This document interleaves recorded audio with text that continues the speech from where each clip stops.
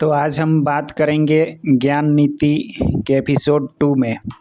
किसी के मन की बात जानने के लिए हमें सिर्फ 3 तरीके होते हैं, लेकिन इन तरीकों को समझना अति आवश्यक है। यदि आप इन 3 तरीकों को समझ लेते हैं तो आप किसी के भी मन की बातें बड़ी ही आसानी से जान सकते हैं। बहुत समय पहले की बात है, एक छोटा सा गांव था। उस गांव में 2 भाई रहा करते थे। बड़ा भाई अंधा था और इसीलिए वह हमेशा घर पर ही बैठा रहता था और छोटा भाई खेती किया करता था। लेकिन खेतों में अत्यधिक जानवर आने से पूरी फसलें नष्ट हो जाती थी, जिसके कारण छोटा भाई बहुत ही ज़्यादा परेशान हो चुका था। एक दिन एक तरकीब सूझी। उसने सोचा, खेतों में इन जानवरों को भगाने के लिए क्यों न मैं अपने बड़े भाई की मदद ले लूं। वैसे भी बड़े भैया अंधे हैं, खेतों में बैठे रहेंगे और जानवरों की आहट आने पर वह उन्हें ज़ोर से चिल्लाकर भगा भी सकते हैं, जिससे हमारी फसलें नष्ट होने से बच जाएंगी। यह सब सोच विचार करने के बाद उसने अपने खेत में एक झोपड़ी तैयार कर ली और अपने अंधे भाई को खेत में बिठा दिया और उसने कहा, भैया, यदि कोई जानवर की आहट आपको सुनाई दे तो आप ज़ोर ज़ोर से चिल्लाना। यह सुनकर वह जानवर यहाँ से भाग जाएगा और हमारी फसलें नष्ट होने से बच जाएंगी। बड़ा भाई खुशी खुशी अपने छोटे भाई की बात भी मान लेता है और वह उस दिन से खेत में ही रहना शुरू कर देता है। जब भी किसी जानवर की आहट उसे सुनाई देती तो वह ज़ोर ज़ोर से चिल्लाने लगता, जिससे वह जानवर वहाँ से भाग जाता था। ऐसा करते करते कई दिन बीत चुके थे। तभी एक दिन उसके भीतर में एक हिरन भागता हुआ आया और वह खेत की बांध को तोड़कर वहां से भाग गया। लेकिन उसे हिरन का पीछा करते हुए एक राजा भी उस खेत में आ पहुंचा। तभी राजा की नज़र उस अंधे भाई पर पड़ी थी। राजा उस व्यक्ति से पूछा था राजा ने, देखो, मैं यहाँ एक जानवर का पीछा करते आया हूँ। क्या तुमने उस जानवर को यहाँ पर देखा है? पर वह व्यक्ति कहता है, हे राजन, मैं तो अंधा हूँ, मैं भला किसी जानवर को कैसे देख सकता हूँ। लेकिन आपको इतना ज़रूर बताता हूँ कि जो जानवर मेरे खेत से भाग कर गया है वह आपके लायक नहीं है। आप उसके पीछे अपना समय बर्बाद ना करें। राजा संदेह व्यक्त की बात सुनकर बड़ा ही आश्चर्य में पड़ जाता है। वह सोचने लगता है कि यह तो अंधा है, फिर इसे कैसे पता चल गया कि जिस हिरन की तलाश कर रहा हूँ वह मेरे लायक नहीं है। तभी राजा उस अंधे व्यक्ति से कहता है, कहीं तुम मुझसे झूठ तो नहीं बोल रहे हो कि तुम अंधे हो, और तुम्हें कैसे पता कि जो जानवर यहाँ से भागा है वह मेरे लायक ही नहीं है। इस पर वह अंधा व्यक्ति कहता है कि यह राजन, जिसे आप यह हिरन समझ रहे हैं, असल में वह एक हिरन नहीं है, बल्कि एक मादा हिरन है और वह गर्भवती भी है। और जहाँ तक मुझे ज्ञात है, मैंने कभी किसी राजा को किसी गर्भवती हिरन का शिकार करते हुए नहीं सुना है। और इसी कारण से मैं आपसे यह कह रहा हूँ कि यह हिरन आपके लायक नहीं है। आप उसके पीछे अपना समय व्यर्थ ना करें। यह सुनकर राजा और भी आश्चर्य में पड़ गया। अंधा आदमी कैसे जान सकता है कि वह हिरन गर्भवती है? राजा कुछ देर सोच विचार के बाद अपने सेनापति से कहता है, सेनापति जी, मुझे वह जानवर जिंदा चाहिए, क्योंकि मुझे यह पता करना है कि क्या वह गर्भवती है या नहीं। क्योंकि यह अंधा आदमी बहुत विश्वास के साथ कह रहा है और मुझे इस बात की पुष्टि है। यदि वह हिरनी हुई और गर्भवती भी हुई तो वह हमारे शिकार के लायक नहीं है, क्योंकि हम तो एक हिरन का पीछा कर रहे थे। इसीलिए जाओ और पता करो क्या वह हिरन है।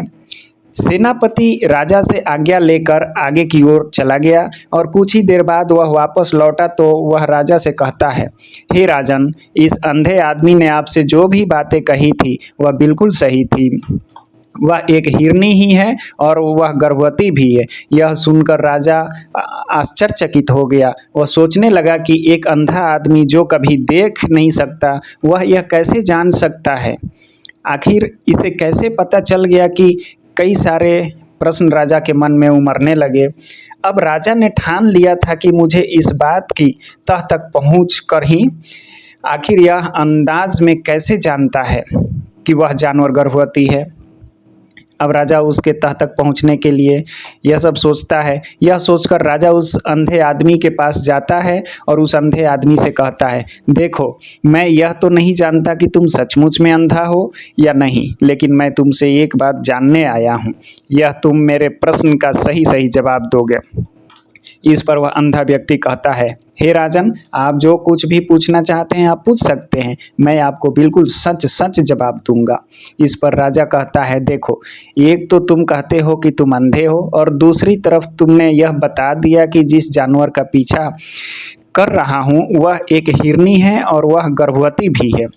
तुम्हें कैसे पता चल गया? तुम्हारे खेत में तो और भी जानवर आते होंगे, और भी तो जानवर यहाँ से गुजरते होंगे, फिर तुमने यह कैसे अंदाजा लगाया?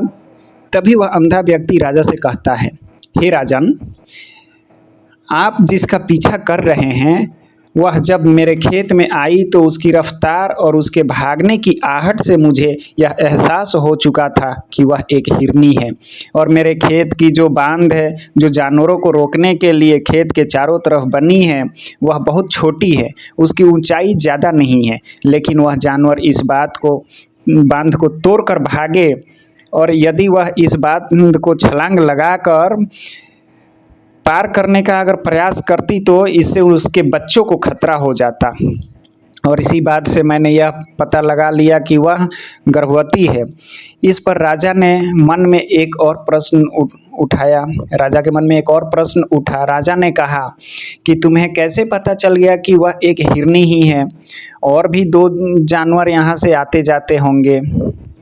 इस पर वह अंधा व्यक्ति कहता है, राजन, मैं पूरी दिन सुबह शाम यहीं पर बैठा रहता हूँ और मेरे सुनने की शक्ति बहुत तेज है। मैं भांप सकता हूँ कि कौन सा जानवर मेरे खेत में आया है, और उसी के आधार पर मैं ज़ोर ज़ोर से चिल्लाता हूँ ताकि वह मेरे खेत से भाग जाए और मेरे खेत की फसल नष्ट होने से बच जाए। राजा उस आदमी का यह जवाब सुनकर पूरी तरह से संतुष्ट हो चुका था। वह मन ही मन सोच रहा था कि आदमी भले ही अंधा है, लेकिन यह तो बड़ा ज्ञानी मालूम पड़ता है। इस आदमी से कुछ न कुछ काम निकलवाना ही चाहिए। यह विचार लिए राजा वहाँ से अपने महल की ओर लौट जाता है।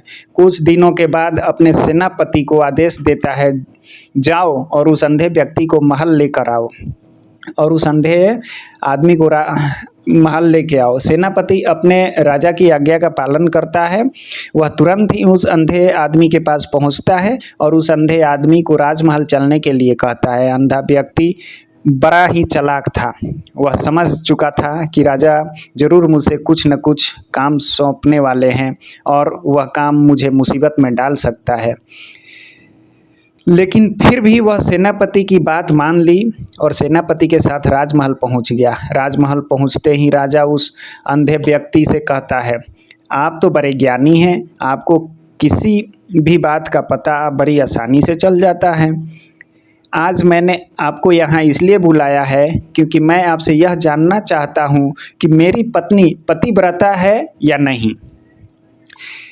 इस पर वह अंधा व्यक्ति कहता है, हे राजन, यह कैसा प्रश्न हुआ? इस पर राजा कहते हैं, मैंने बिल्कुल उचित प्रश्न किया है, मुझे इस प्रश्न का उत्तर दीजिए। इस पर वह अंधा व्यक्ति कहता है, हे राजन, यह सारी बातें जाने दीजिए। आपकी शादी को इतने साल बीत चुके हैं और अब आप यह बात क्यों जानना चाहते हैं? आपके मन में ऐसा प्रश्न क्यों उठ रहे हैं? इस पर राजा जिद करते हुए कहता है, आपको मुझे इस प्रश्न का उत्तर जरूर देना होगा। यदि आप मुझे इस प्रश्न का उत्तर नहीं देंगे तो मैं आपको मृत्यु दंड दे दूंगा। राजा के मुंह से यह बात सुनकर वह अंधा व्यक्ति कहता है, हे राजन, यदि आप इस प्रश्न का उत्तर जानना चाहते हैं तो इसके लिए आपको मेरा एक काम करना होगा। राजा कहता है, बोलो, मुझे क्या काम करना होगा? इस पर वह कहता है, इस पर अंधा व्यक्ति कहता है, इसके लिए आपको अपनी पत्नी को मेरे साथ कमरे में अकेले छोड़ना होगा। उस अंधे व्यक्ति की यह बात सुनकर राजा पहले तो क्रोधित हो जाता है, लेकिन फिर कुछ सोच विचार करने के बाद वह उस अंधे व्यक्ति की बात मान लेता है और अपने सेनापति को आदेश देता है, सेनापति जी, इस व्यक्ति को और मेरी पत्नी को एक कमरे में कुछ देर के लिए अकेला छोड़ दें।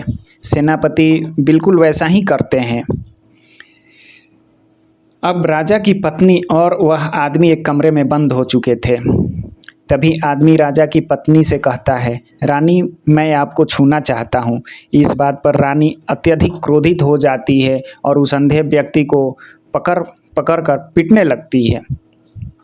कभी हाथों से, तो कभी लातों से, तो कभी पटक पटक कर। इस तरह उसने अंधे आदमी की बहुत पिटाई की। उसके बाद किसी तरह से वह आदमी अपनी जान बचाकर वहाँ से भाग निकला और राजा के पास पहुँचता है और राजा से कहता है, हे राजन, आपकी पत्नी पतिव्रता नहीं है। यह बात सुनकर राजा अत्यधिक क्रोध में आया और क्रोधित हो उठा और राजा अपनी तलवार म्यान से निकालकर सीधा अपनी पत्नी की ओर जाता है। क्रोधित होकर वह अपनी रानी से कहता है, रानी जी, आज मैं जो भी सवाल आपसे करने वाला हूँ उसका मुझे सच सच जवाब दीजिएगा, और यदि आपने एक शब्द भी झूठ कहा तो मैं आपका सर अभी आपके धड़ से अलग कर दूंगा। आगे राजा कहता है, मुझे बताइए, आप पतिव्रता है या नहीं। इस बार रानी कहती है, हे राजन, आप भले मुझे जान से मरवा दे, लेकिन आज मैं सच बोलूँगी, मैं पतिव्रता नहीं हूँ। राजा यह बात सुनकर बहुत ही दुखी और निराश हो जाता है। उस अंधे आदमी ने जो भी कहा था वह बिल्कुल सच कहा था। यह बात सुनकर तुरंत ही राजा उस अंधे आदमी के पास पहुँचता है और आकर उस अंधे आदमी से कहता है, तुम्हें कैसे पता चला कि मेरी पत्नी पतिव्रता नहीं है। अंधा व्यक्ति कहता है, हे राजन, बड़ी सीधी सी बात है।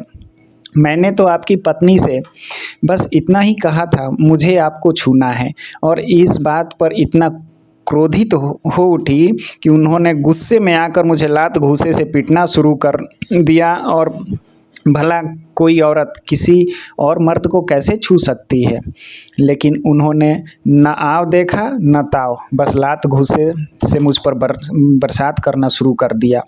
और एक पतिव्रता नारी कभी भी पराये मर्द को नहीं छूती। जब आप ही बताइए, स्त्री भला पतिव्रता कैसे हो सकती है। इस बात पर राजा कहते हैं, तुम तो बड़े ज्ञानी मालूम पड़ते हो, तुम्हारी बात बिल्कुल सही है। चलो तुम मेरे एक और प्रश्न का जवाब दो। तुमने मुझे इस प्रश्न का सही जवाब दे दिया तो मैं तुम्हें यहाँ से जाने दूंगा। राजा उस अंधे आदमी से कहता है कि तुम मुझे बताओ, क्या मैं सच में अपने पिताजी का ही बेटा हूँ या फिर किसी और का। इस पर अंधा आदमी कहता है, हे राजन, इस बात से आपको क्या लेना देना, आप किसी की भी औलाद हैं, आखिर आप इस राज्य के राजा हैं, इसलिए इस प्रश्न को जाने दीजिए। राजा कहता है, नहीं नहीं, मुझे इस प्रश्न का सही जवाब चाहिए, अन्यथा यह प्रश्न मुझे बहुत परेशान करता रहेगा, इसलिए मैं इसका सही जवाब आपसे जानना चाहता हूँ। यदि तुम इसका सही जवाब दे देते हो तो तुम यहाँ से जा सकते हो। इस पर वह आदमी कहता है, इसके लिए तो मुझे आपकी माँ के पास भी जाने की आवश्यकता नहीं है। मैं आपको अभी भी यह बता सकता हूँ कि आप किसकी औलाद है, लेकिन उससे पहले मैं चाहता हूँ कि आप मुझसे वादा करें कि आप मुझ पर क्रोधित नहीं होंगे। राजा ने कहा कि मैंने तुमसे वादा किया, मैं तुम पर क्रोधित नहीं होऊंगा।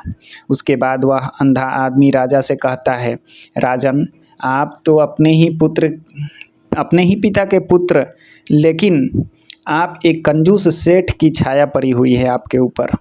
यह सुनकर राजा बहुत ही क्रोधित हो उठा और तुरंत तलवार निकालकर अपनी माँ के पास पहुँचता है। वहाँ पर पहुँचने के बाद अपनी माँ से कहता है, माँ, मुझे सच सच बताइए, क्या मैं अपने ही पिता का पुत्र हूँ या नहीं।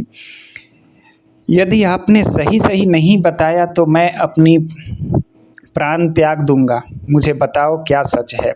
इस पर उस राजा की माँ कहती है, बेटा, तू है तो अपने ही पिता का पुत्र, लेकिन तुम्हारे ऊपर एक कंजूस सेठ की छाया पड़ी हुई है।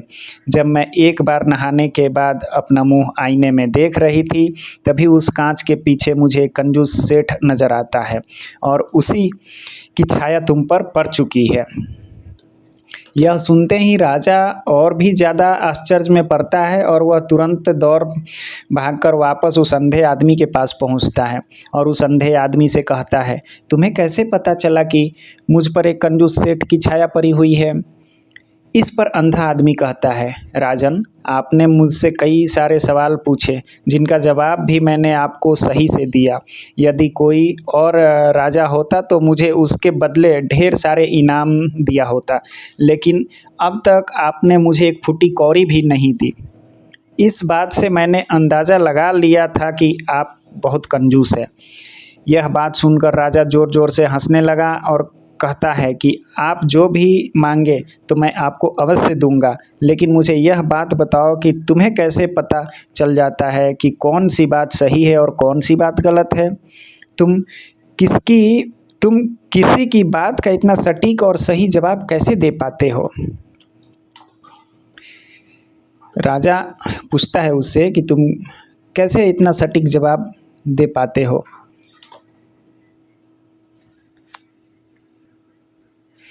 इस पर वह अंदाज में कहता है कि हे राजन, मैं तो वैसे ही अंधा हूँ।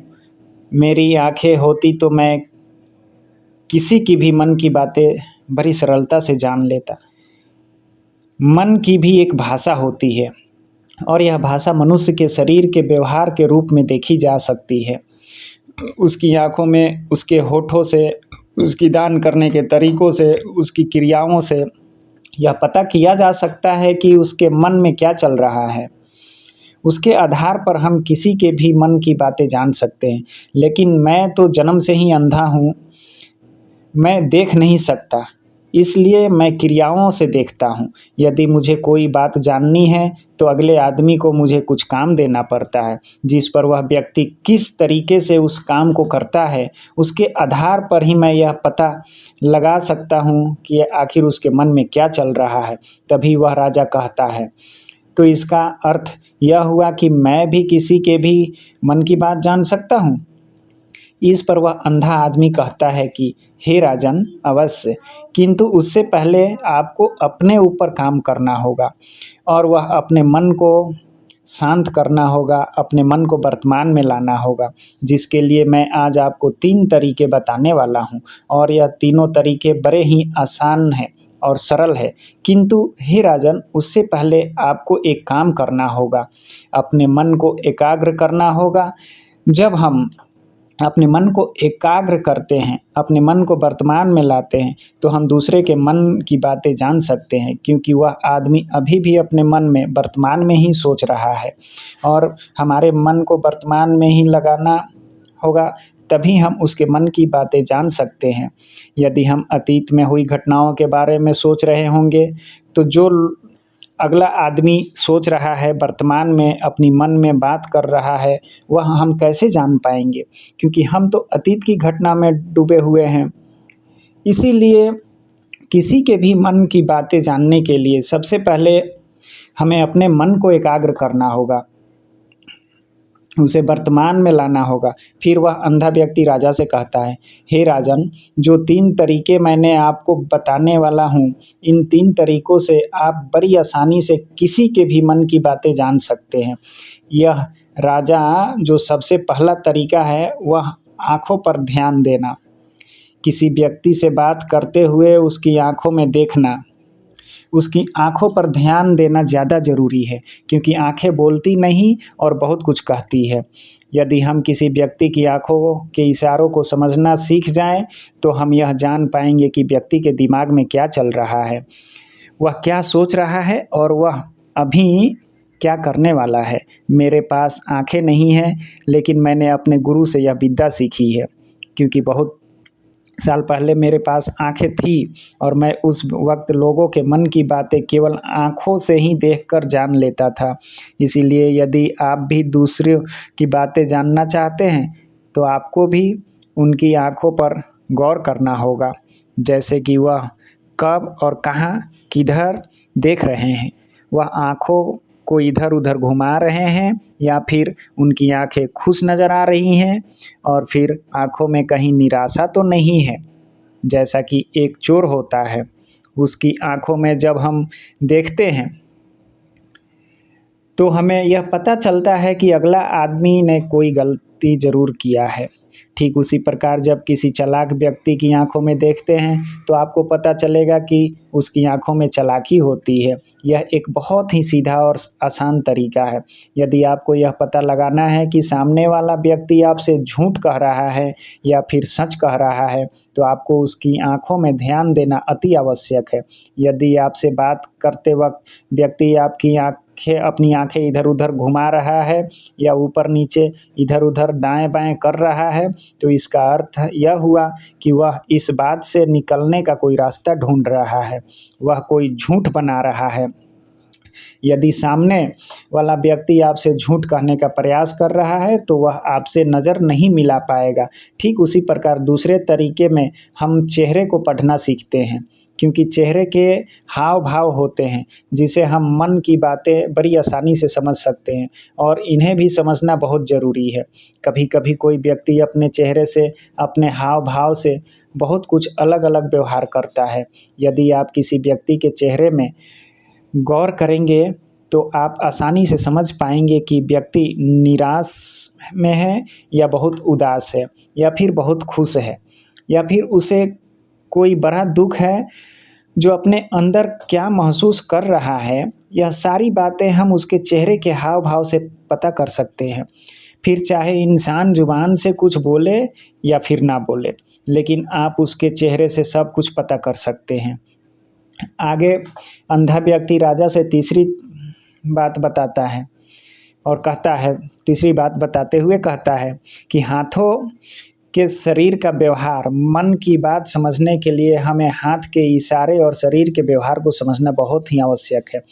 जो व्यक्ति जब भी बात करता है, जो अपने देखा होगा कि वह अपने हाथों को हिलाता है, अपने हाथों से इशारा करता रहता है, वह बातों के साथ-साथ अपने शरीर का जो व्यवहार है, उसका भी पूरा उपयोग करता है, जिससे हमें यह पता चलता है कि वह व्यक्ति हमारी बातों पर कितना ध्यान दे रहा है और उसके मन में क्या चल रहा है। शरीर के व्यवहार को देखने के लिए उसके हाथ हिलाने के, चेहरे पर बार-बार हाथ लगाना और हाथों को एक दूसरे पर मसल, ऐसी बहुत सी क्रियाएँ करता रहता है। उस पर हमें ध्यान देना अति आवश्यक है। मन की बात को समझने के लिए हमारे शरीर के विज्ञान को भी समझना पड़ता है।